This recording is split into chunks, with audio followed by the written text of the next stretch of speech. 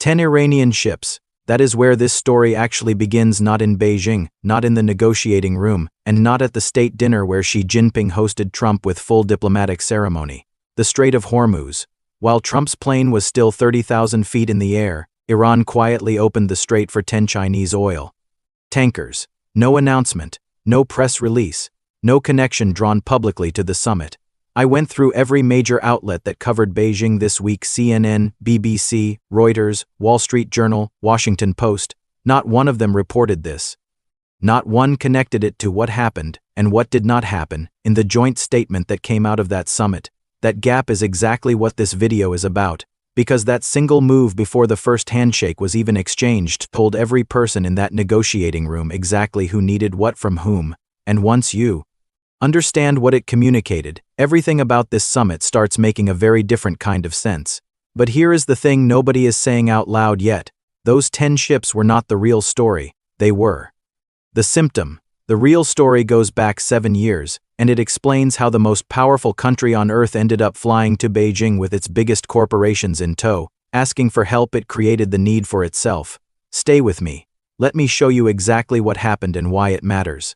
The Strait of Hormuz is 33 kilometers wide at its narrowest point, and 20% of the world's entire oil supply moves through that waterway every single day.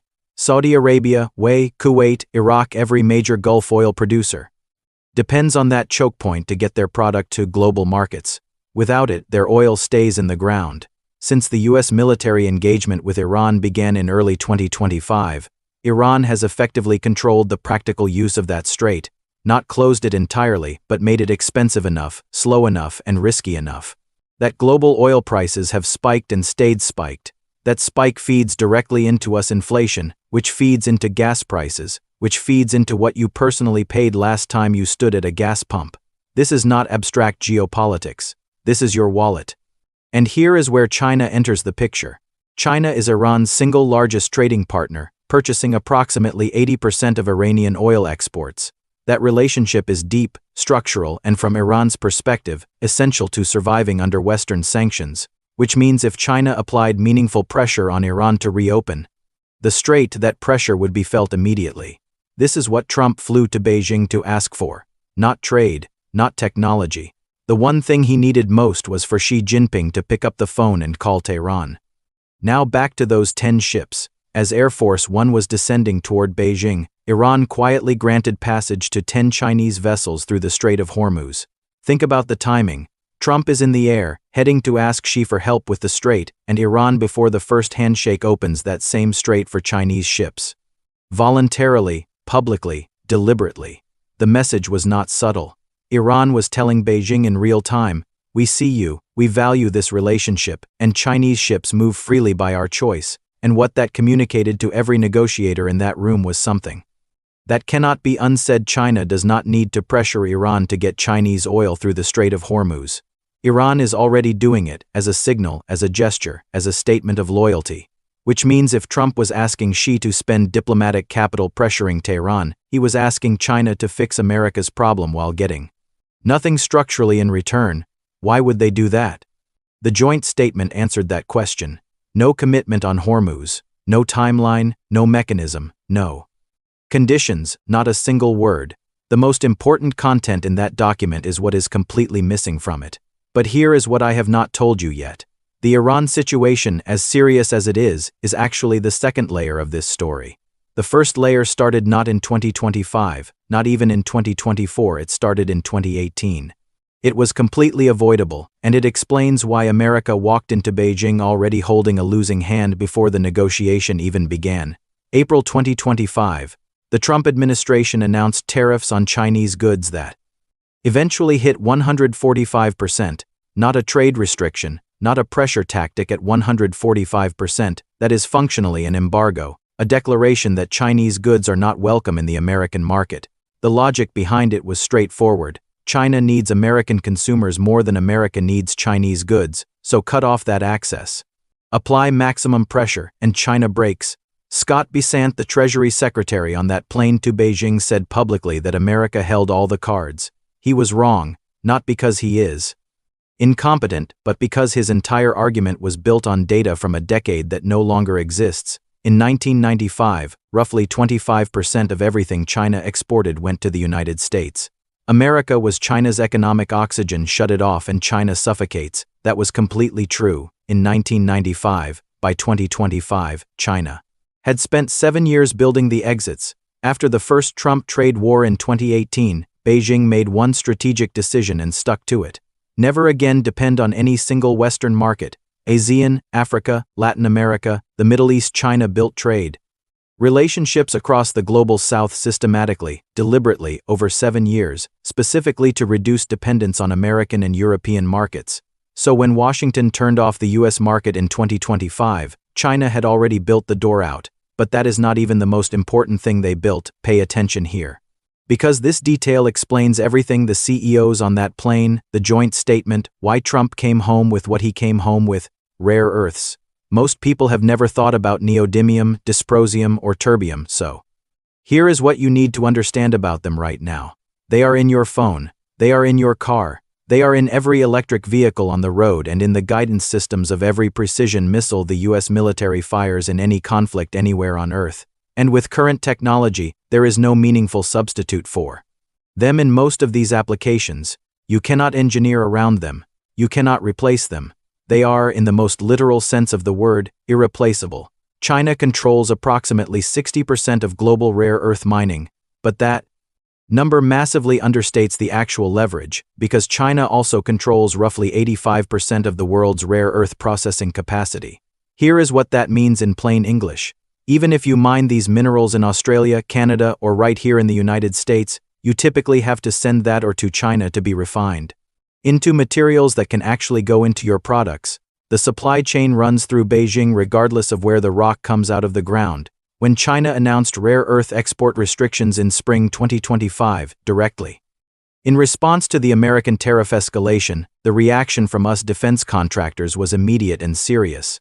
These are not industries that alarm easily. Their alarm was completely warranted, because without rare earth processing, you cannot build advanced semiconductors, you cannot manufacture the weapons your military depends on, and you cannot build the clean energy infrastructure you have promised your voters.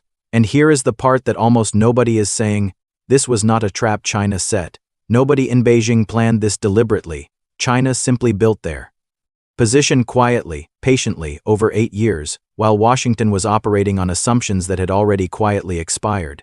Which means the problem is not personal, it is structural. Replacing one politician does not fix it.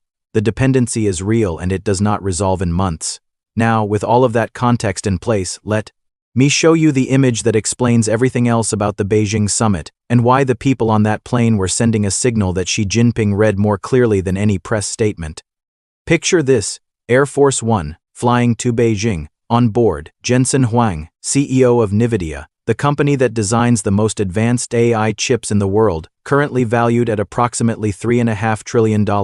Tim Cook, CEO of Apple, whose entire manufacturing operation still runs through Chinese supply chains that years of U.S. government pressure has completely failed to relocate. Larry Fink, CEO of BlackRock, the world's largest asset manager with over $10 trillion under management.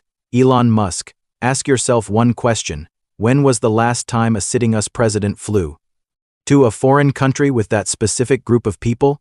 The answer is never, because this was not a diplomatic mission. This was a rescue operation. Those CEOs were not on that plane to support American foreign policy. They were there because their businesses are structurally damaged by a trade war their own government launched, and they needed someone to fix it before the damage became permanent. NVIDIA's China revenue had collapsed from near total market dominance to effectively zero after US chip export restrictions were imposed. Jensen Huang had visited China multiple times personally, trying to find any path back into the world's largest and fastest growing AI market. Apple still manufactures the majority of its products through supply chains embedded so deeply in China that years of political pressure have moved essentially nothing. The presence of these men on that plane sent a message that required no translation. It was the American corporate sector telling the American government out loud, in public, on the president's aircraft: we need China now, because without access to Chinese manufacturing and Chinese markets, our businesses are structurally broken in ways that will take years to repair. That is not a position of strength. That is an SOS signal in a business suit. But here is the part that should make every working American genuinely angry. The tariff war, the 145% embargo, was sold as protection for American workers. Bring manufacturing home, defend American jobs, make China pay. That was the promise. But the men on that plane? These are the CEOs of the companies that built the supply chains in China in the first place. They offshored the manufacturing. They built the dependency. They collected the profits. And now they were flying to Beijing on the president's government aircraft to ask China to let them keep doing business there. The workers who were told the tariff war was for them were not on that plane. The billionaires who benefit from cheap Chinese manufacturing were. That disconnect between who this trade war was sold to and who it was actually about is the emotional reason this summit generated the reaction it did. And it is the reason the joint statement looked the way it did, because Xi Jinping sat across from that delegation and saw everything clearly. He saw the Treasury Secretary who said America holds all the cards. He saw the CEOs whose presence said the complete opposite. He saw a president who had flown across the world carrying every constraint he had built for himself. And Xi received everyone graciously. He hosted a formal state dinner. He posed for photographs. He was by all accounts a perfect host. And then in the joint statement, he gave Trump almost nothing of concrete strategic value on the single issue that mattered most. No Hormuz commitment, no rare earth relief, no reversal of export restrictions. And then, in the opening remarks of the formal summit, came a moment that almost every mainstream outlet completely underreported, and it is the most important moment of the entire trip. She opened the formal summit with a reference to the Thucydides trap. If you are not familiar, here is the short version. Thucydides was an ancient Greek historian who documented the war between Athens and Sparta. His core observation, the one that became foundational in modern international relations theory, is this: when a rising power begins to challenge an established power, the fear and instability that generates makes armed conflict between them far more likely than either side actually wants. Harvard political scientist Graham Allison studied this pattern across 16 historical cases. 12 of those 16 ended in war. When she invoked this, standing next to the President of the United States in front of the global press, he was not being academic. He was making a declaration. He was saying explicitly, publicly, on the record, we have grown powerful enough that this dynamic now applies to us. We are no longer the developing nation seeking accommodation. We are a peer competitor, and in certain dimensions, perhaps already more than a peer. And then he offered what can only be described as a conditional coexistence. The key word is conditional, because that offer came with one attached requirement, delivered calmly and clearly at the most prominent forum possible. Taiwan. She stated it directly. If the Taiwan question is handled properly, the relationship can remain stable. If it is not handled properly, the two countries risk clashes and conflicts. That put the entire relationship in jeopardy. In Chinese diplomatic language, which tends toward measured and careful formulation, this was unusually direct. The word conflicts in that context is not rhetorical, it is a calibrated warning, delivered at the exact moment when the United States was most dependent on Chinese goodwill. The timing was not accidental. Now think about the position Trump was in when that warning landed. He arrived needing China's help with Hormuz. He arrived needing rare earth restrictions lifted. He had the CEOs of America's most powerful corporations sitting behind him, waiting for their business relationships to be restored. And she used that exact moment of American need to plant an unmovable flag on Taiwan. Not aggressively, not with threats, calmly, almost warmly, the way you speak. When you already know you do not have to raise your voice. And this is where most commentary on both sides gets the story fundamentally wrong. She did not outmaneuver Trump in Beijing. He simply waited. He waited while Trump launched a tariff war without first securing alternative supply chains. He waited while the leverage assumption that China needed America more than America needed China quietly expired over 7 years. He waited while American corporations built dependencies on Chinese manufacturing that they could not walk away from. And when Trump arrived in Beijing carrying every one of those self-created constraints, she simply pointed at the position America had built for itself and said, "This is where we are. I did not put you here. Now, and this matters, because the pro-China commentary is making just as fundamental an error as everyone else. China did not win this cleanly. China's property sector is in serious structural distress. Youth unemployment is politically sensitive and higher than official numbers suggest. Domestic consumer demand is weaker than Beijing's public statements acknowledge. China needs stable global trade to sustain its recovery, and Xi's domestic legitimacy depends on continued growth. A prolonged rupture with the US would damage China's economy too. Xi is not operating from total strength, he is operating from relative strength, and that distinction matters because it means a deal is available. The question is whether both sides find it before the cost of not finding it becomes too large for either government to survive politically. Let me be completely direct about what the Beijing Summit actually was. It was not a failure of negotiation. It was a failure of sequencing. You do not launch a 145% tariff war against a country that controls 85% of a material your military depends on without first securing alternative supply chains.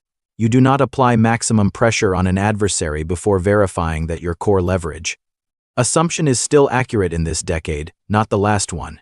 You do not request a meeting and then treat that request as neutral, when the act of requesting already tells the other side exactly how much pressure you are under. The CEOs on Air Force One were not a symbol of American power, they were a signal of American urgency, and the man sitting across that table read it before they even landed.